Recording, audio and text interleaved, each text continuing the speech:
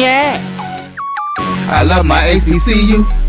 And boy, I love it, love it. I love it, love it. I love my HBCU. And man, I hope my team they won one. I hope my team they won one. Yeah, man. I hope my team they won one. I hope my team they won one. I tune into the HBCU Sports Lab to see if my team won or lost. If they lost, I'm quiet as a mouse. But if they won, keep tab. I'ma do the dab, yeah. Dr. Cavil, he know what he be talking about. Mike and Charles, they know what they be talking about. They compress the analytic data with the hip hop. If you know them like I know them, they gon' tell you if your team, if they won or lost, and who the ball. So listen to Professor, yes sir, and pay attention, cause he gon' teach a lesson. This is the Dr. Cavil inside the HBCU Sports Lab, the Indy Report, episode 665. And I know this is a little bit different for you guys for this show. You know, normally it's me, Tariq, Mr. King, and Jeff Johnson, but we got some special guests today because we got a phenomenal interview for you guys coming after the break. We got Dr. Kenyatta Cavil, and we got Charles Bishop. How you guys doing this lovely evening? Doing well, doing well. It's good to be on with you today, bro. It's gonna be good fun to see today. you guys. Yeah, I'm a little intimidated. I'm on with the legends today, so man, I got to step up my game today. You too kind, man. You too kind. We look like we got to write them checks and make them a little bigger. I must admit myself, man, this is pretty cool. You know, being the guest on the name of your show. I know this is the Indy Report, and y'all do a great job, and I appreciate the work that you're doing and being able to add additional flavor to the show. So I really appreciate the work you did and commitment, because I know it goes a long way and a lot of your time to figure out a way to do it. But with that being said, I'm a little excited, man. I get to sit like one seat over. And I'm not as dressed as you, Dr. Cavil. Like I got my A&T track and field shirt on because we got the East preliminary round starting today for the Aggies. So I'm just waiting for that to come on right now, but I'm gonna go ahead and run through the intro. Welcome to episode 665 of Inside the HBCU Sports Lab radio show and podcast, a show that's covering the HBCU sporting diaspora, all things HBCU sports for institutions large and small, from the NAIA to the NCAA. We share insights and information on the HBCU sports culture and HBCU athletic aesthetics to facilitate the story of HBCU athletic programs and the business of HBCU sports. I'm your host, David Rhodes, and I have my partner in crime, Tariq Wilson. That's a special guest, Dr. Kenyatta Cavil, and Charles Bishop. Brandon King's on assignment, but he might make an appearance later, and Jeffrey Johnson is definitely on assignment with those twins. We are filming from our studios, home studios, and sending a signal live to our KCOH 12:30 a.m. studios with the Texas Radio Hall of Famer Ralph Cooper in the beautiful home of Texas Southern University from Houston, Texas. Gentlemen. It's a mouthful, isn't it, Charles? Y'all got it. Big time. Big time. And you don't have to worry about your tie. It's summer months. You see, even I just had a polo on. I take off the tie, man. It's summer months, man. Look, man, I only wear the ties when needed when I'm at the workplace. I had to throw a tie on a few weeks ago. I had to present for a bunch of folks, so I threw the suit and tie on that day. But you know, you did your thing too. Oh, I killed it. You talk about me and my life and my career. That was easy money. Yeah, that's easy. That's easy money. That's what I like to hear. Nice. That's easy money. Shout out, man. How's things going over there in your part, man? I see y'all jumped on the show and watch y'all doing your thing, man. You bring it hot and heavy, man. You don't back down. Yeah, we try, man. We try. We've been practicing on our own show for a long time, so we learn to piss people off over there. So we just try to do the same thing here. Man, we done had presidents mad at us, ADs mad at us, coaches, players, parents. So that means we're doing something right. I was say that means you're doing something right. That is correct. We're respectful though. But nobody likes to be talked about, so yeah, you got to do it respectfully. You go wrong. But how you doing, Mr. Bishop? Doing well. I tell you, coming off the SWAC baseball tournament from last week, kind of getting an opportunity to get my sea legs back under me again and get these workouts up and going again. But enjoyed it tremendously in terms of baseball from the SWAC tournament, looking forward to this interview with Coach Hernandez with Bethune-Cookman. And I guess I was so immersed in it last week. Doc told me, he was like, they went undefeated in the tournament. I was like, wow. It just didn't dawn on me that they had that dominant a performance. So. And that's their first SWAC championship too, if I recall correct. That's their first SWAC championship in the conference. Yeah, first team. The AD Drew had a chance to interview him right after the game, and we played it on the show yesterday. And the AD made sure to let everybody know that they won a championship in track as an individual event, but it's certainly the first team championship. Okay. No, awesome. I mean it's great. I mean, for Hampton and us, we got our first one in the CAA this year. So, but no, props to them, because one thing Bethune-Cookman's always been good at, man, was baseball. And I think I was arguing with some folks on social media about it. And I'm like, yeah, I don't think you realize, like, Bethune-Cookman and baseball goes hand in hand. It was just a matter of time. It was just a matter of return. Mm-hmm. Yeah, I totally agree with that. They won 10 or so in the MEAC. Oh, yeah, they were a terror. Automatic. 2 different coaches. One of them, Melendez, put up 8 before he came to Alabama State. We used to like to pick on Melendez because it took him a little while to get over the hump. While he was killing it in the regular season, won several divisions, but couldn't quite get it done in the tournament. He finally knocked that off that block right after he took over the helms there in terms of Alabama State. So it's a lot of good work in terms of looking at what happens in the SWAC. We're pretty proud of baseball.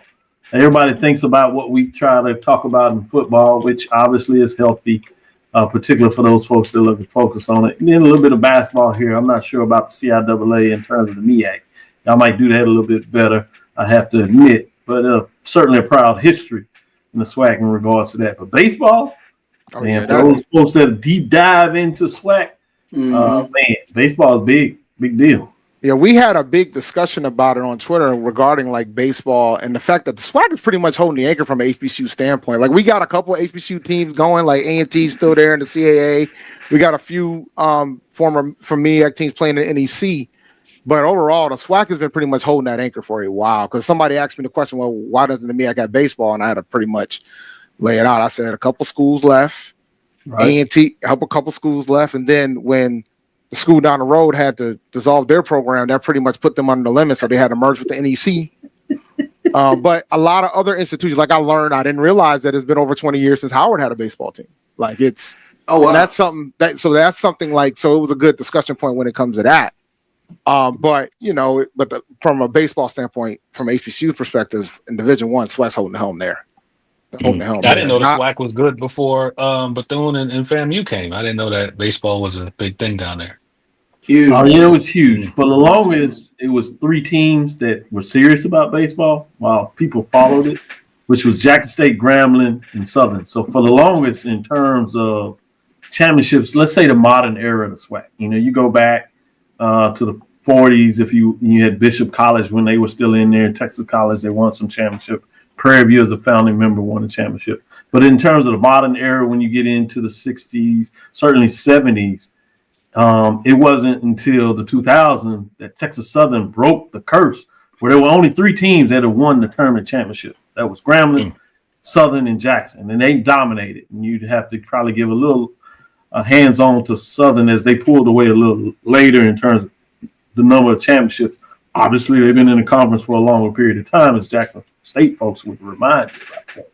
But those are the only teams that pulled it out. Texas Southern, as I said, broke the curse, and then it came crumbling down where everybody said, we want a piece of this. Prairie View, Alcorn State, if you would, got in the mix. Alabama State finally knocked the curtain down and got a championship. And so after that, it's been real serious with it changing hands. So for the last 5 years, for example, now that Bethune-Cookman officially has done it, there's been 5 different baseball championships. Now, all 5 of those teams, and I'll add in Jackson State to make a 6th one, if you would, have been in the race in terms of like the final 4 or 5 teams. Those been consistently, when you talk about this past year, Bethune-Cookman, before that, Grambling knocked down that door last year. Year before that, it was FAMU with their first SWAC baseball championship. And before that, you got in there who am I missing, Charles? What, Southern? When you talk about what that looks like, Yeah, those teams being in the mix, playing for before that was Alabama State and then Southern. yeah. In terms of that, and so you're right, it's deep. A lot of folks bragging right, quite diverse sport in terms of athletes that play it, which is a unique terms and culture for us that have followed the Negro Leagues. It kind of reminds you of that in terms of those cultures. When you think about the Negro Leagues, particularly when they would go to Mexico, play some games, certainly in terms of the Caribbean, so you would see that as well. So, yeah, a lot of mix, a lot of culture in terms of what that looks like. So people pretty proud in terms of that. So when FAMU and Bethune-Cookman came over, it kind of ratcheted up and it took it up to higher states in terms of what that looks like. First year that you had the long divisions, so that was the different way that people got back interested in, because you used to have just the 2 5-team divisions, 6-team divisions, and this really goes back to 76. I was thinking before 89, before the 10-member SWAC, but it goes back to 76 when they played in division before that, where Southern did the double-double, if you would, regular season and the tournament. Then Jackson State did it a couple of years before that in 73, and they did the double-double. I know for me, growing up in Jackson, I mean, the Jackson State Southern Series, you talk about the culture part of it. I mean, it was standing room only around the ball field. I mean, we started kind of tailgating around the baseball. Y'all tailgate anywhere. Yeah, I mean, That's dope. And then the SWAC tournament used to be in Natchez, Mississippi. So it was always a huge contingent of us going down to Natchez and being college students. But it was always Jackson State Southern down there. And it was always like a big mega event, you know, in terms of whenever we played them. So I don't care if it's Tiddlywinks, Jackson State Southern, it's going to be fun. So. I'm glad you brought that up, that people don't realize. You talking about some tailgates. You know, folks may do a little something for basketball, but the sun comes up, you get in the spring football, and then it carries right over, because folks will go tailgate for baseball as well. Legendary tailgates when you talk about Jackson State. Legendary tailgates when you talk about Southern. Houston, right there in the park, you get some good tailgates. Prairie View down there has figured out how to do some tailgates for baseball. Alcorn State, Alabama State. Facility-wise, shout out to Dr. Jason Cavil. He made sure that when they decided to get serious about baseball and doing well, they matched it with the facilities. You had solid facilities at Southern and Jackson State, but in terms of the whole thing, when you get the mega scoreboards and all that kind of stuff, yeah, it's a big deal there. I know we're going to take a break. I did want to announce this before we get into it. Black College 9 crowns national champ with final top 10 poll rankings in 2025. As you would imagine, at what they call the large division, we call it the mid-major division. Bethune-Cookman University gets it done as the number 1 ranked team. Tallahassee does it for what they call the small division. We call it the mid-major division, as you know. I'll give you quickly just the top 5 teams. Major division, you can go check out Black College 9 to get all 10. Number 5, Jackson State. Number 4, Grambling State. Number 3, Alabama State. Number 2, FAMU. Number 1, Bethune-Cookman University Wildcats get it done. All top 5 teams of the SWAC. When you look at the list, only one of the 9 teams, as you talked about, Tariq, how much the SWAC is in it. 9 of the 10 teams are from the SWAC in terms of again, what we call the major division. They call it. I guess A&T's the outlier. Yep, A&T get in the mix. Credit to them. I knew you would pull it out. That's why I was going to get to say the top 5. Top 5 teams out of the small division, a little more equitable in terms of conference, if you would. Started off with number 5, Wildly University, HBCU AC Conference. And then you go number 4, Edward Waters University SIAC, another team out of Florida. Number 3 is Savannah State SIAC. Number 2 is Albany State SIAC. Number 1, team that won the championship there, according to the Black College 9, is Talladega out of the HBCU AC. So 3 out of the SIAC, 2 out of the HBCU, 2 out of the NIA in terms of HBCU AC, and 2 out of the Division 2. Just announced that according to Black College 9s by Jay Sokol. I voted in that poll, so I wanted to show a little love. Charles votes in the poll as well. We need to get y'all guys to get into some baseball, man. I know Hampton used to have it. They gave it up. I wasn't born. Based on what Adam said, I wasn't born. I wasn't born the last time Hampton had a squad. Never seen it. I don't even know where they would play. According to Mr. Spencer, man, I wasn't even born when they had a squad. You know what I'm saying? He said some figment of imagination. Yep. All right, we need to go. We got Coach Hernandez is here, so we're going to go to break. And when we come back, we're going to interview the SWAC championship Bethune-Cookman Wildcats head baseball coach Johnny Hernandez. So we'll be right back after this. Man, he act like he heard him. He won't say me act. See, let me get it up. This is SWAC, man. No, you good? No, you good. Listen. I'm gonna tell you what, and we'll get into more. But when we look at the bracket that they're in, it is a fascinating bracket. Fascinating bracket. Yeah, you're right. The quad that they have, it's fascinating. It could go to anybody. I'll be honest with you. But we'll be right back after this break. I like it.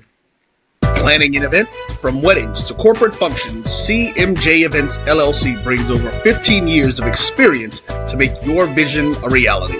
Based in Metro Atlanta and serving statewide, even internationally, we provide versatile event planning and authentic catering cuisines tailored to your needs. Whether it's pre-game meals for student athletes, fundraisers, weddings, corporate functions, CMJ Events LLC is your one-stop solution for exceptional service and unforgettable food. Our diverse culinary heritage means we cater to all cultural taste, dietary needs, and food restrictions, making every meal uniquely yours. Let's make your next event unforgettable. Visit us on all social media at CMJ Events LLC or email us at cmjeventsllc@gmail.com. Also give us a call at 404-664-3882 so that we can start planning now. This is the Dean of the College of HBCU Sports, Kenyatta Cavil of Dr. Cavil's Inside the HBCU Sports Lab with Mike Washington and Charles Bishop. Come mix it up in the lab where the course lecture is in session every Tuesday from 6 o'clock p.m. Central Standard Time on Facebook Live, YouTube Spreaker, or the BCSN app, as we discuss all things about the HBCU sports culture, including exploring the week that was in the sporting HBCU diaspora, as well as the upcoming week of HBCU sports. With me, the Dean, the College of HBCU Sports, on Dr. Cavil's Inside the HBCU Sports Lab with Mike Washington and Charles Bishop. Course lecture dismissed. You're looking for the latest information on Southern University sports, the Southwestern Athletic Conference, and HBCU athletics. There's only one place to go. Tune in to the Carlos Brown Show, exclusively on the Black College Sports Network. Thank you guys for what you do for HBCU athletics. This is a fantastic avenue for all of us. This is our ESPN, so we love what you guys do. Brian, AD, Roy, all you guys at BCSN. We really appreciate what it is that you guys do for us.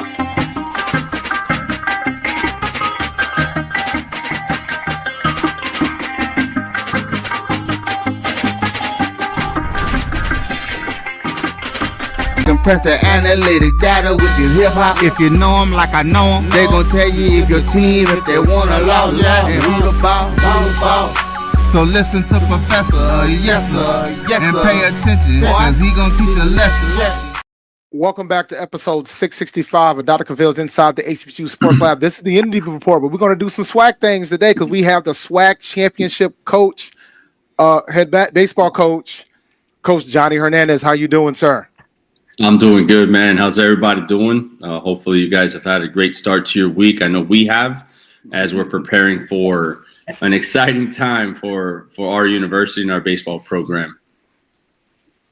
All right, Dr. Cavil, I'm going to let you take the anchor here, sir. I'm going to let you run with it now. I appreciate it. No problem. We'll spread it around to make sure we get everyone to get some questions in there, and I appreciate that opportunity. I wanted to list, I just talked about the Black College Nines National Championship. You win a conference championship, regular season, and tournament. You're undefeated in the tournament. I looked a little closer and started talking about the schedule. Obviously you won the conference by a half a game in terms of it played, but when you start looking a little deeper, obviously, you took on Maryland Eastern Shore out of the NEC HBCU program. You took 4 from them. Then you played Jackson State, number 5 team. You took 2 out of 3 from them. You had Southern ranked number 6 in the final poll ranking. You took 2 out of 3 from them. You also faced FAMU, that's number 2. You swept them in terms of the regular season. And then you took on Alabama State. You swept them. That was ranked number 3. You did go on the road, had a little huck up there against UAPB, where they got you 2 out of 3. But you bounced back, like I said, against Alabama State. Then you went to Grambling. You took 2 out of there. The last game there was canceled because of the weather, but you took 2 from them. And then you had Texas Southern. Grambling is ranked 4. Texas Southern ranked 8. You took 2 out of 3 from them. You go in the tournament. You defeat Texas Southern. That's 4 games in a row. You got them. You faced Alabama State. All those games were very close, but you took 5 from Alabama State this year. And then you faced with your rival to make sure they left no question in terms of your ranking and what you all were chasing, and you get FAMU again. Again, all these teams top of the conference. This is amazing when you really look at what you're able to do. We hadn't seen anything quite like this since '76. Southern was able to win the regular season and tournament. Before that, '73 with Jackson State, as I said, before you came in. Just talk about how proud of you, this team, when you really stack it up, what you're able to achieve. I'm not sure if you really had a chance to look at it because you're focused on this regional this week, but I'd be remiss if I didn't let at least the listeners understand what you and your team were able to do this season. I mean, Doc, putting it in that terms, I mean, there's no other way to say it but just impressive, right? You have an appreciation about, going to work every single day, punching in that clock, that lunch pail mentality, blue collar approach. And, for us, we don't worry about, anybody else. We just try and take care of business, right? With amongst ourselves, So when you start stacking the days, good things like this happen. Right. I mean, it's impressive. I hadn't even looked at it that way, to be honest with you. We were just trying to take care of business one day at a time, so I appreciate you for, putting it all together like that. The other part about it is with so much parity in the league. I mean, this is a very competitive baseball league. And I think that one of the things get lost. We get, caught up in football, basketball, rightfully so, because those are the 2, big sports that the SWAC has. But, man, baseball is just right there. And I've said it. I think that baseball is the one sport that has the opportunity to uplift and continue to uplift the Southwestern Athletic Conference on a national scale. You look at our non-conference wins and our non-conference games. I mean, there's a reason why we schedule the way that we do for an opportunity, to compete in the regional. And that opportunity is here right in front of us on Friday. So if we're able to put our student athletes in that situation as many times as we can, now you're comfortable in an uncomfortable setting. So it's much more than just playing the game. It's getting our guys getting used to the environment, because if it does happen, then you know what? We've been here, kind of done that situation. And listen, UAPB, I think I was on the air with you guys previewing that series. And I said it. No. And I said it in that weekend. Anything can happen because UAPB was a really good baseball team, and we don't take anybody lightly, man. It could be the top of the conference. It could be, the bottom teams in the conference as far as record is concerned. I have the utmost respect for every head coach, in our conference and all the programs, because at the end of it, everyone's trying to beat each other in the games, but there's a mutual respect amongst the head coaches, because we all are in it together to have all 12 of us uplift the Southwestern Athletic Conference and continue to evolve our conference on a baseball standpoint. But I mean, just like you put it all, Doc, it's very impressive that what we've done. And I'm kind of taken back because I didn't see it that way. I just was worried about our guys being ready just every time, the umpire said play ball, just let's be ready and put them in a situation to succeed. And, they've done everything, and the work of our assistant coaches as well, and along with the support of our administration, this is, the fruit of everyone's labor. So 37 wins. Charles, go ahead. Yeah, and Coach, I wanted to look at a couple things within the tournament, because from talking to the coaches, it's always the first game. If you can get past the first game, that's the one that almost kind of sets the momentum for the rest of the tournament. But I wanted to talk about the pitching performance of Edward Sanchez because going back to that first game against Texas Southern, and from talking to the guys at Texas Southern, they were pretty confident going into that game against you all, but they had just seen you at the end of the year. But the fact that Edward was able to pitch, I believe, 6 scoreless innings, and it kind of steadied the ship so that the bats could get things up and going. How big was that performance? I think it was huge. And Charles, if you remember, in the second inning, I think there was an error or something that happened, and we just didn't like the body language that Edwin had, So we settled him down and just told him, hey, man, just pitch your game. We're going to be okay, right? And I think that game, it was a different type of game for us because as you saw in the tournament and during the course of the regular year, our offense, can just flip the switch and score 5, 6, 7 runs in a hurry. That was a different type of baseball game that we had to win. It was a run here. Then it was the home run. Then the double steal to tie the game, right? It was just a different type of baseball game that we were able to play. And that's one of the big things with our offense. Yes, we can hit the long ball, right? We can hit doubles and we can slug. But at the same time, we're not one-dimensional. We can hit and run. We can move guys over. Base running is such a big part of our program and our offensive philosophy. But again, the first game, I think that once we got past Texas Southern, I think everyone took kind of a sigh. I don't want to say a sigh of relief, but yes, it was like, all right, we're here. Now let's get back to BCU baseball moving forward. And the other pitcher, to me, he was like an unsung hero because I remember one specific moment. Bases were loaded, and Yancel Diaz was able to get out of that jam. Yeah, but just talk about his performance in the tournament. It's been great. And again, like Yo-Yo's been with us for 5 years, and him and Irvin Escobar are 5th-year seniors. They were with us when our program opted out of athletics, and both of those guys had opportunities to leave the program to pursue other opportunities, and they stayed. They stayed loyal to our program and our vision and what we wanted to do. And just the progression of Yo-Yo, even last year in the tournament, I mean, we were up big against PV. That was his role. 2-inning shutout, get us going. We had depth on the mound, and a guy that has worked his way to being a huge part of our bullpen and our pitching staff. I couldn't be any prouder, than Yoancel Diaz. And even in that situation in game 2, where there was 2 outs, we were up by 1, and there was an error that he made with the tying run at second. It was my time to go out there and talk to him.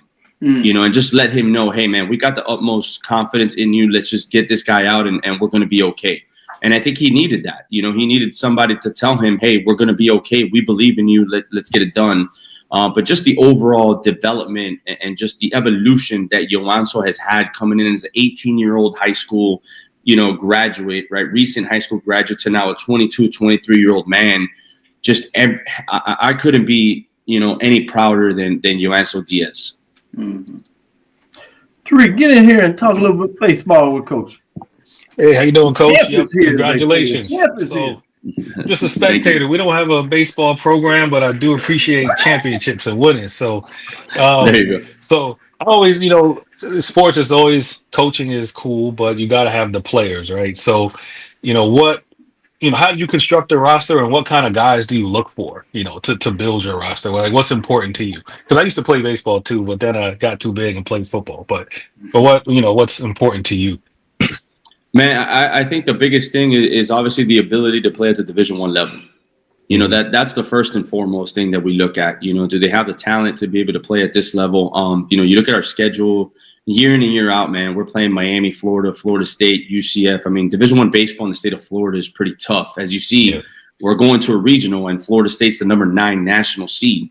So, we have to be able to identify players that have the ability to play at the Division I level. Okay, and what that looks like, every roster is different. In the world of NIL and transfer portal, the transfer portal is not something that we sit on 24/7, to be honest with you, because we just don't. Now, that doesn't mean that we won't pull certain, student athletes from the transfer portal if it fits our system and what we're trying to do, whether it be on the offensive side or whether it be on the pitching side. But for us, the key, I think, is the junior college student athlete. The junior college student athlete for us, we've hit home runs, not to, no pun intended, but, that we've been successful in that market. There's a lot of junior college baseball players that are still uncommitted because of the landscape that we're in right now. And I believe in the junior college process because I myself was a junior college head baseball coach for 4 or 5 years. It's and again, college baseball, the rosters are getting older. Not to say that there's not any good high school seniors that are still uncommitted, but in all reality, you have an 18-year-old kid going up against a 23, 24-year-old man. There is a maturity disparity. There's a physical disparity. As far as like the attributes is concerned, there's a mental part of the game, that an 18-year-old kid hasn't gone through, as opposed to the 22, 23-year-old, that's somebody picks up at the transfer portal or whatnot. But for us, I enjoy the junior college process. I enjoy recruiting junior college guys because they understand what it means, to get on 8, 9, 10-hour bus rides. They understand, that, hey, man, like we don't have all the resources in the world. They're just doing it for the love of the game. And not to say that nobody else does, but there's a different appreciation, for a junior college kid when he gets at the Division I level. So that's, I know we can go deeper into that topic, but, I just think that I have a responsibility to say what we look for in our program. And we've got some high school kids that we do sign, and we have junior college kids that we have signed already. And the portal opens up, in a week. We may pick and choose or pick what guys, but our sole concentration is not on the transfer portal. It's definitely the best available player for also what the roster needs at that time. Mm-hmm. There's only so many pitchers we can carry. There's only so many catchers and now with the roster restrictions, we're going from 40 to 34. So now even in our own roster, we have our own decisions to make once, our season is over. So again, it's just so many variables that come into play that, it's a lot. But, at the end of the day, if you're straightforward with, the kids you're recruiting and the kids that are on your roster, I think that it goes for a smooth transition. At least you would hope so. All right. Awesome. Yeah, that was pretty smooth there, Coach. SWAC well done. Hitter of the year, Andre Martinez, with the walk-off home run. Talking about home run, no pun intended. Get better than the walk-off. Great question, Tariq. I'm glad you got into that. With that, let me go to the real host of the show. Go ahead, Dave. So I want to talk about this bracket, man, because I'm fascinated by the teams that are in it with you guys. I know you guys got Florida State up next. So I just want your thoughts. You guys played a pretty close one against them earlier in the season. You lost a close one, 7-9. So give me your thoughts about the teams within the bracket, particularly Florida State. Like my school's in the CAA, so I know a decent chunk about Northeastern and how good they are as well. Not too much about Mississippi State, but just give me your thoughts about the 3 other teams in the bracket with you. Man, Florida State, Link Jarrett has done a phenomenal job taking over that program. You talk about a guy that has a lot of pride in the institution. I mean, he played there, he coached there, and now he's the head coach running the show at Florida State. One of the things that, I found, to be true, is that Florida State is going to be prepared. There's not going to be, any surprises. They do a really good job when we go and play Florida State. Coach Jarrett's there hitting fungos, talking to everybody, just very in tune and engaged with his team. And that's what you would expect from a top, 9 national seed. They're going to pitch with the best of them. They got some really good arms in their starting rotation. Their bullpen's really good. Offensively, they can hit for power, they can hit for average, they can beat you in so many ways. And they don't make the fundamental mistakes.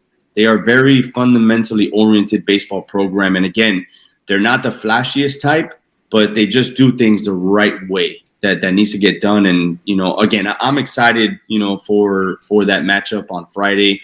Northeastern, they're coming in 26-game win streak or 27-game win streak.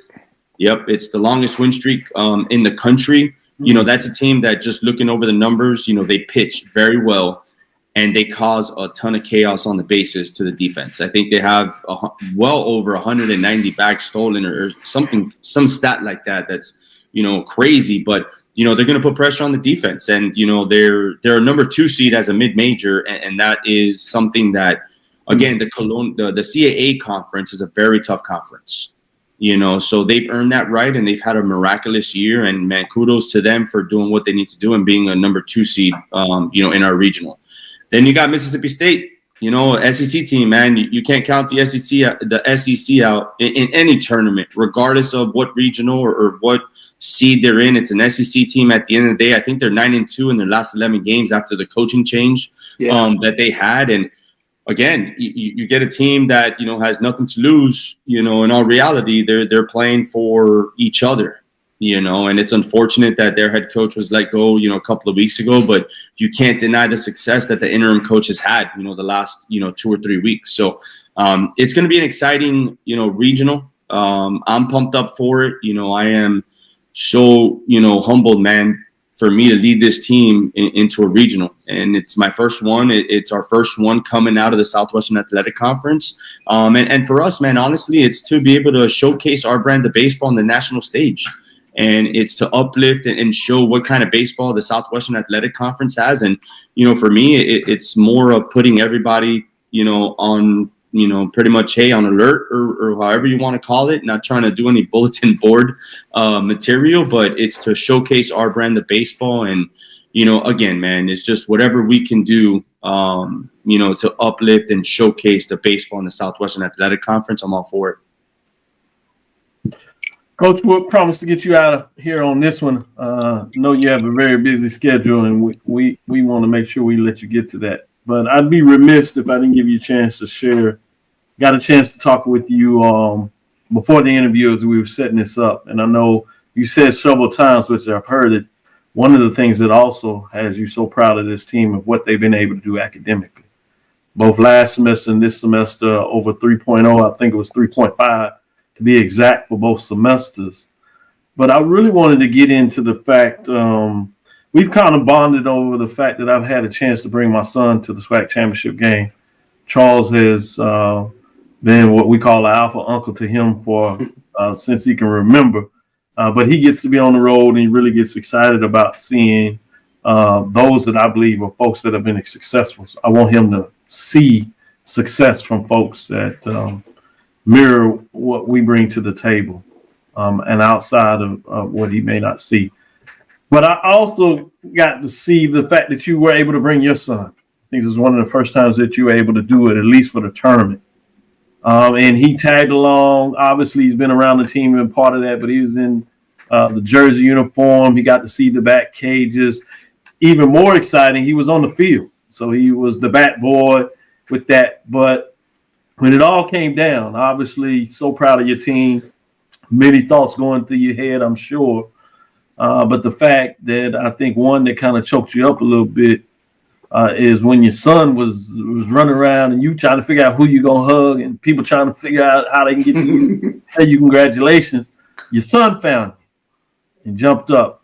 Talk a little bit about the emotions that went through your head beyond the championship, but to be able to do it with a family member, particularly your son, where you've given up so much of your time with oftentimes players that you mentor, and some of them will even salute you as a father figure, if not a secondary father in a lot of ways. But you get to celebrate that with so many people that have pushed you and prodded you, supported you, but no more than your son.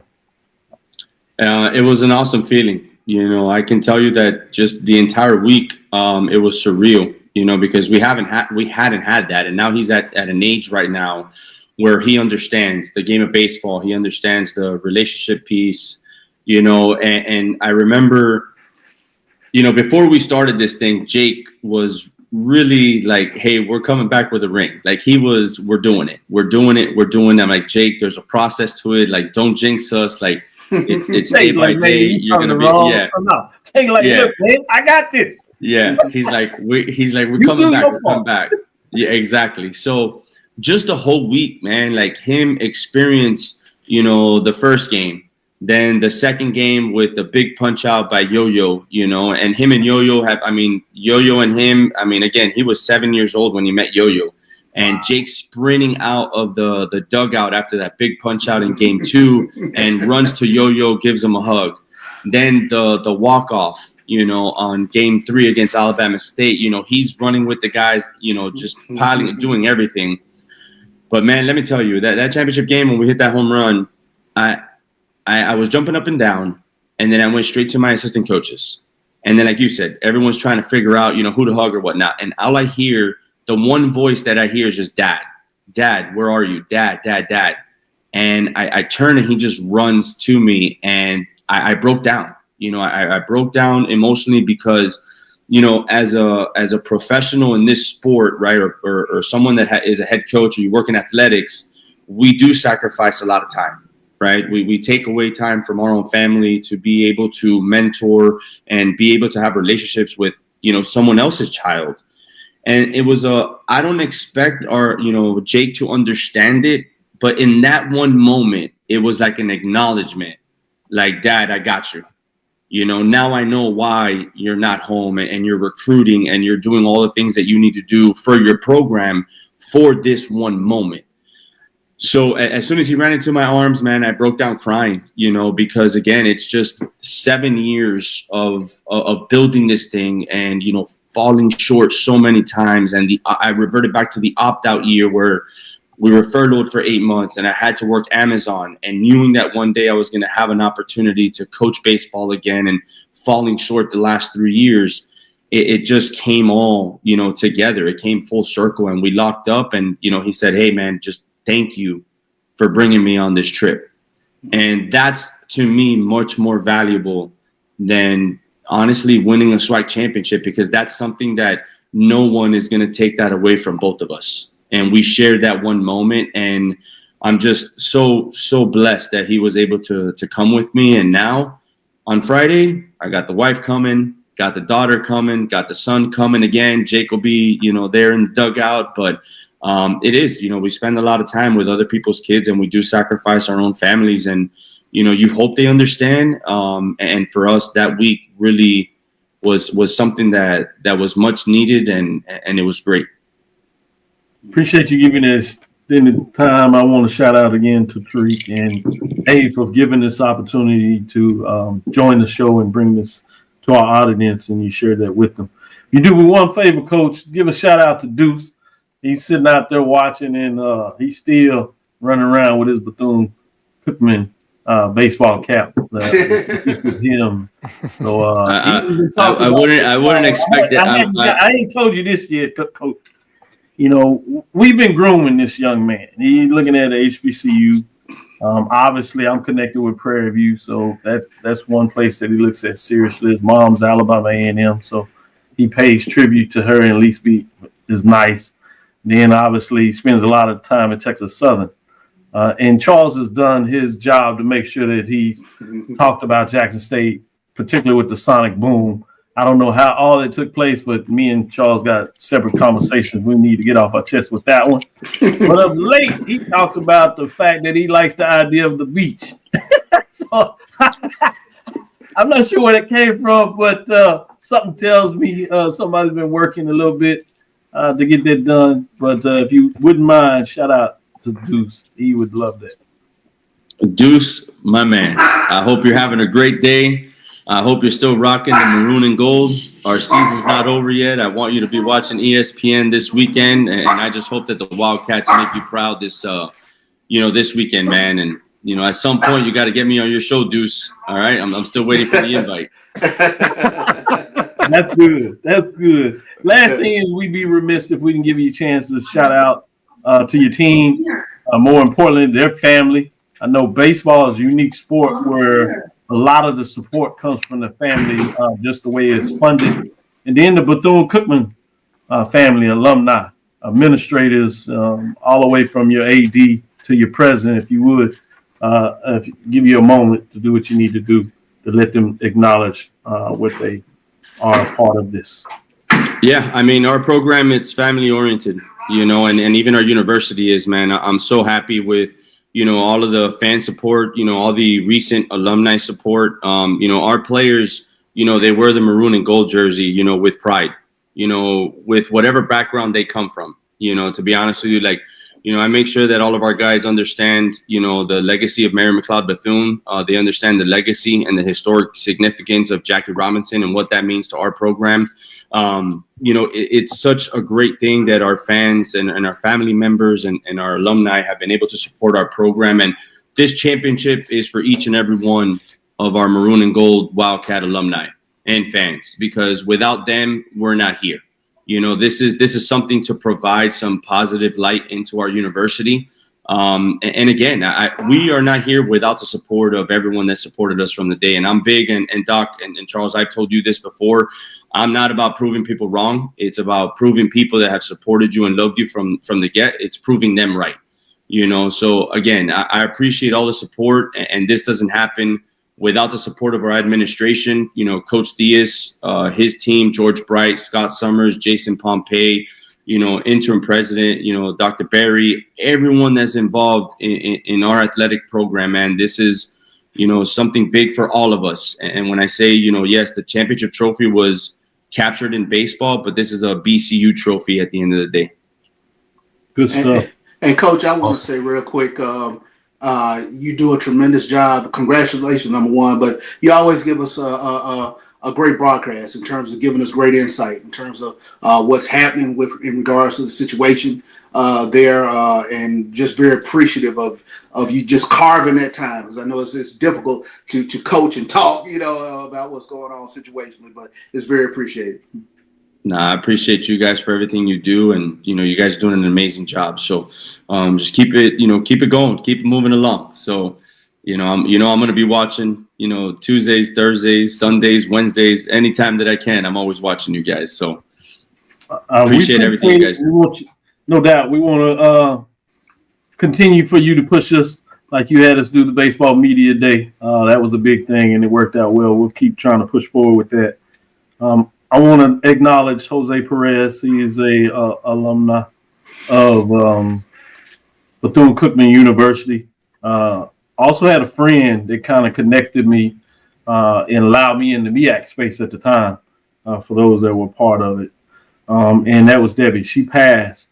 And one of the things he acknowledged, and sometimes you don't even know that, but he said the way that you all came back, and particularly that last inning with that home run, he said, yeah, that was her smiling upon y'all to help get that done. So I wanted to shout them out, particularly just to acknowledge that presence of how they welcome me into the family. So it's natural that we're able to do this kind of thing. With that, we'll take our last break, come back on the other side.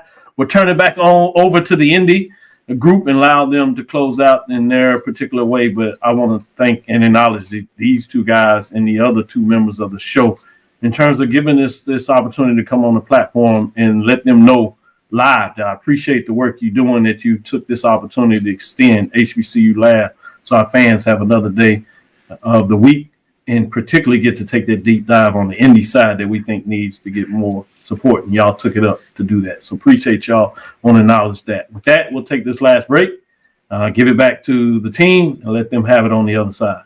Congratulations again, Coach. Kill them in the regionals, my man. Kill them. Yep. Thank you. Hail Wildcats. All right. Hail Wildcats. Yes, indeed. Hail Wildcats.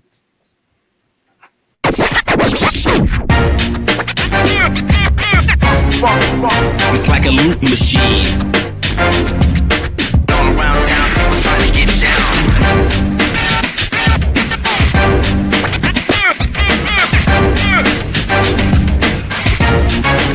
It's like a loot machine.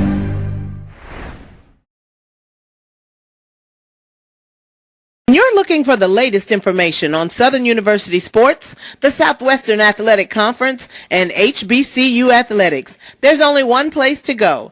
Tune in to the Carlos Brown Show, exclusively on the Black College Sports Network. It's never too early to plant the seed, to share the tradition, and instill a sense of pride in your HBCU with your little ones. HBCU Pride and Joy Children's Boutique helps you share your school spirit with a wide selection of adorable kids apparel and accessories officially licensed from your favorite HBCU. Visit hbcupridejoy.com and follow us on all social media at HBCU Pride Joy on Facebook and Twitter.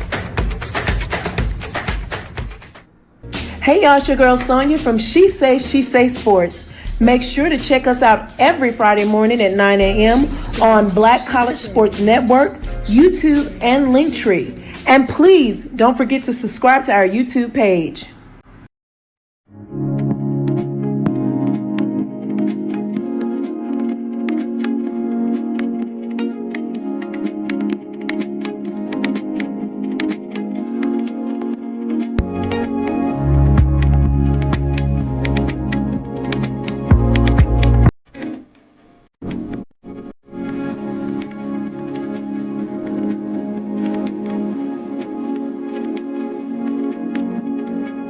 press the analytic data with the hip hop. If you know them like I know them, they gon' tell you if your team, if they wanna lose, and who the ball. So listen to Professor, yes sir, and pay attention, cause he gon' teach a lesson. Welcome back to Dr. Cavil's Inside HBCU Sports Lab. This is the Indy Report. I'm here with my brother Tariq Wilson. I have some news clippings. You know, we've been gone for a couple of weeks. Some championships have been won. We could talk about that a little bit. I wanted to get in the track a little bit, but it's been on a rain delay this entire time. Auntie had a few folks that are competing in the East Regionals, and I was trying to look at the 110-meter hurdles, and they haven't done much of anything today because of the rain, because of the weather. But I wanted to get your thoughts on the news that the CIAA is staying in Baltimore until 2029, I believe. Yeah, that's interesting, man. I think it seems like the party is better in Charlotte, or was, but it must be a better situation in Baltimore. So I was a little shocked that it didn't go back to Charlotte, because people seem to miss it every year. So I was a little shocked by that, but the numbers must be better up in Baltimore. Yeah, so it's through 2030, just for the sake of accuracy. That's pretty significant, actually. Yeah, it's going to be there for the remainder of the decade. I went to the tournament in 2023. 2023. I'll get my years mixed up when it was in Baltimore. And I will say, man, it was set up pretty well. The games were pretty good. Folks were coming to the games. They still had their parties. It was where I was staying was walking distance from the arena. It was phenomenal setup. And I think when I talked to Stephen Gaither about it in the past, shout out to him from HBCU Game Day, he told me that it boiled down to ultimately, because I never actually went to the one in Charlotte. It pretty much was party city. Like, folks weren't going to the games. Yeah, that's what I saw. I mean, and I think from the CIAA's perspective, that's important to them. They want folks to actually attend the games. And I think folks were more focused on outside of the games. I used to have a running joke, like there used to be like when presidents were running when folks were running for president, the primaries would happen typically in those states, in South Carolina in particular, during the CIAA tournament. Yeah. And those folks ain't going to vote. The folks are down in Charlotte having that a good makes time sense, and not going to the games.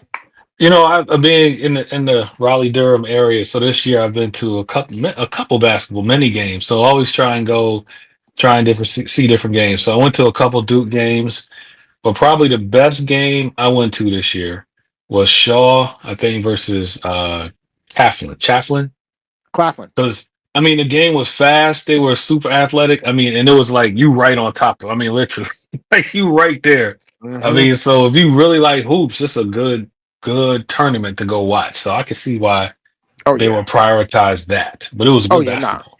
No. It was, and the thing is, like the year that I went, Winston won it. Winston won on the men's side, and I believe Elizabeth City State won on the women's side, if I recall that year. And it was intense. Like it was intense. The whole tournament was intense, and there were games constantly. It was always games, and the prices were reasonable. Hotel prices were reasonable. Food was great. Food was reasonable as well. So I think like Baltimore got it right. There's a lot of things that Charlotte still hasn't resolved, and I think one of the big things that came out of that article, and yes, Lynn, I did read the article, was the fact that they wanted to have they wanted to have it in Bojangles and not the Spectrum Center, and like the CIAA wanted it uptown in Charlotte, and they already had conflicts. So ultimately, Charlotte dropped the ball here. Like, that's a whole big different experience to put at Bojangles instead of downtown. That's like, come on, man. Yeah, that's a different tournament, man. Yeah, so like when you take all those things into account, like I know folks was kind of shocked that they left, and then Charlotte, I think the city might have had some level of it. This is just me opinionating about it. They might have had an ego about, oh, we'll get them back, but you got to understand, you got to earn them back, right? And the way that they left was not on the best of terms, with everything that was going on with how much you charge for the hotels and everything else. So you got to be ready. I think there's other cities in the state of North Carolina that's probably more prepared. Like Greensboro probably could do it. Raleigh could probably do it. I don't know if Charlotte. I think Charlotte was talking about, they came out with some statement saying, oh, we have the SEC tournament lined up. Well, then you got the SEC tournament, Right. like, what you want me to say? You got the SEC. I mean, that's kind of crappy too to respond like that. Like, well, we ain't need y'all anyway. Well, you got the SEC tournament, and Baltimore can get the CI. Like, right. It is what it is. Now, I think what would probably take it up to another level, and it is in a pretty good state of affairs right now, where it's currently in Baltimore, is if Bowie State makes a run. Like, that hasn't happened yet. If Bowie State makes a run, that would be big. Because Winston, the Rams, I don't like them, but they were out there. I gotta give them credit. They traveled. They were out in them streets. All right, but if Bowie State can make a run, that would be big, to say the least. Do you have any other news before we adjourn? I just wanted to get your thoughts on the move to Charlotte. One day we got to talk about this transfer portal, man. Hampton, Hampton got decimated. I mean, I think they rebuilding. They got some good players coming. You're always gonna be able to rebuild, but man, we lost guys to all levels of and all guys and girls. I mean, so I just want to talk about what it means to our sports and just how folks look at the teams after that. Because I'm all for it, freedom of movement and getting paid, but from just a fan perspective, I don't like it. But brothers, everybody got to get paid and be able to move. But it makes the sports a little dumb. Because I mean, like Hampton this week, they announced their Hall of Fame folks, and one of the headliners is Jerome Mathis. If everybody remembers Jerome Mathis, the wide receiver, under the current landscape, there's no way he stays at Hampton. No way. He stays at Hampton and gets into the whole. So I'm saying, how does that make sports differently? Like, will you ever have a player like that stay and become a legend at your school? And how does that? I'm trying to figure out how I feel about it as a fan. I want to see Hampton win, but it changes the game a little bit. So I want to talk about that one day. Well, we're gonna make it happen, man. I mean, maybe we could try to shoot to do it next week. Next week we could probably try to make it happen. But I will say this: when it comes to it, it comes down to the cash, man. We got Coach Gibbs said something during prior to the spring game. And his comment was, "I can get him here. I gotta have the NIL to keep him here." Yep. As simple as that. He's like, I can find him. I found Bashar Tootin. It's like, I can find him. That ain't the problem. I can get him to A&T. I gotta keep him at A&T. Yeah, and that's the next phase, right? So let me go ahead and get the outro going, because I know we got the ONG Strike Zone coming up next. Thank you for listening to Inside HBCU Sports Lab. Make sure you share our podcast with your friends and colleagues. I'm David Rhodes with Tariq Wilson. Shout out to Dr. Kenyatta Cavil and Charles Bishop for making an appearance, and shout out to Coach Johnny Hernandez as well. Good luck to them in the tourney. We will look forward to next week as we discuss the latest news in the lab. Make sure you follow myself at ChampD1012 on Twitter, and go to hupirateShip.com to check out what the good folks at Hampton University is doing. I don't want to kill you, man. I'm sorry, Tariq. All right. Make sure you follow Inside HBCU Sports Lab 1 on Facebook and Inside HBCU Sports Lab on YouTube. Dream big and continue to move forward. We'll talk to you soon. Tariq. Of course. Lecture dismissed. All right.